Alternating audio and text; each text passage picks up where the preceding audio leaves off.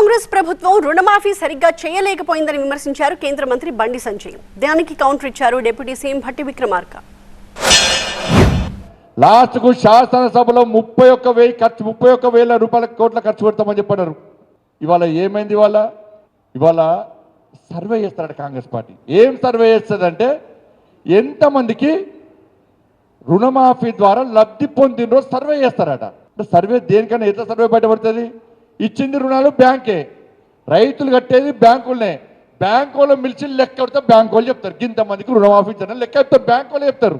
దీనికి మన సర్వే పేరుతో మళ్ళీ కాలయాపన చేస్తారు, డైవర్ట్ చేస్తారు. దీనికి ఇంకొక 18,000 కోట్ల రూపాయలు తీసుకొచ్చి రైతుల కోసం రుణమాఫీ చేసింది ఈనాటి కాంగ్రెస్ ప్రభుత్వం.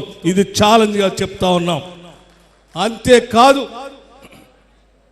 వాటితో పాటు మీ ఆధార్ కార్డు వలన లేకపోతే బ్యాంకులో ఉన్నటువంటి సమాచారం సక్రమంగా లేకపోవటం వలన ఎవరిదైనా రుణమాఫీ కాకుండా ఆగిపోతే కూడా మీరు వ్యవసాయ శాఖ అధికారులు కలవండి. ఆ అధికారులు అవసరమైతే మీ దగ్గరకు వస్తారు.